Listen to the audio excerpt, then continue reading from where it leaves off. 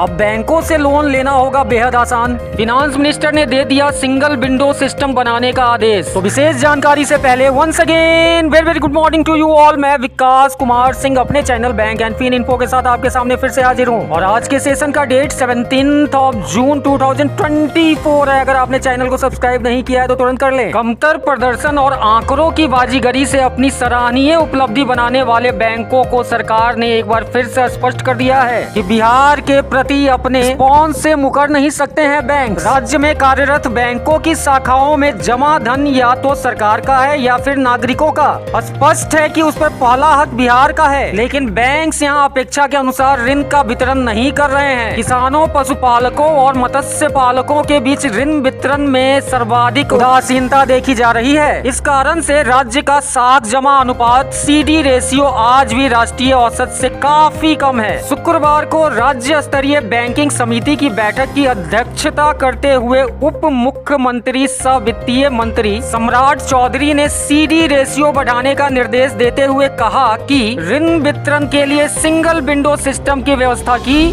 जाए ताकि बार बार बैंक के चक्कर न लगाने पड़े। इसके साथ ही ऋण वितरण की प्रक्रिया को और सुलभ बनाते हुए भुगतान के लिए समय सीमा तय की जाए। तो सवाल निकल कर आता है कि आखिर साख जमा अनुपात है क्या? साख जमा अनुपात, जिसे क्रेडिट डिपॉजिट रेशियो के रूप में भी जाना जाता है, बैंकिंग सिस्टम के अनुसार क्रेडिट डिपॉजिट रेशियो में बैंकों के द्वारा जमा कराई गई राशि और उस राशि से दी गई क्रेडिट, लोन या साख को कहते हैं। इंडिया के सभी राज्यों को मिलाने पे भारत की credit deposit ratio less than 86% है।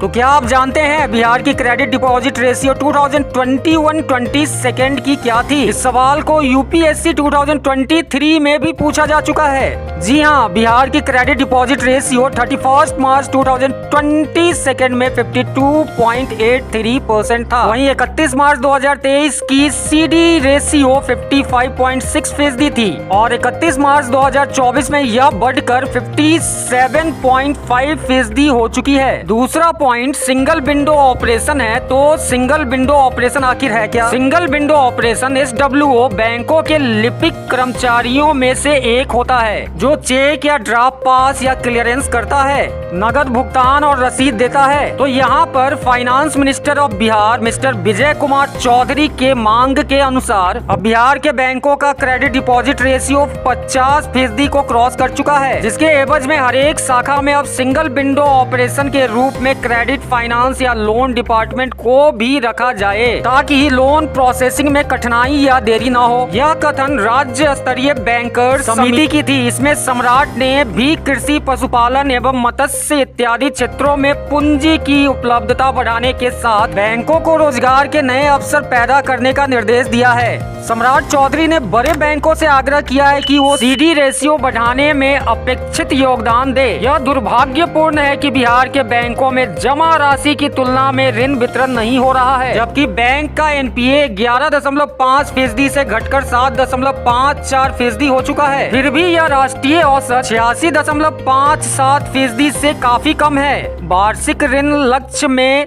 गिरावट चिंतनीय है। मीटिंग की मुख्य बिंदु कुछ इस प्रकार से थी। इस स्टेप से स्वरोजगार के लिए ऋण देने का आग्रह किया गया। कृषि क्षेत्र के विकास को बढ़ावा देने के लिए ऋण देने का आग्रह किया गया। उद्यमियों और उद्यम को बढ़ावा देने के लिए ऋण देने का आग्रह किया गया। तो देखना है कि आखिर कब तक बैंकों के द्वारा SWO को इम्प्लीमेंट किया जाता है। Ending of the session. Subscribe now. Thank you. Thanks.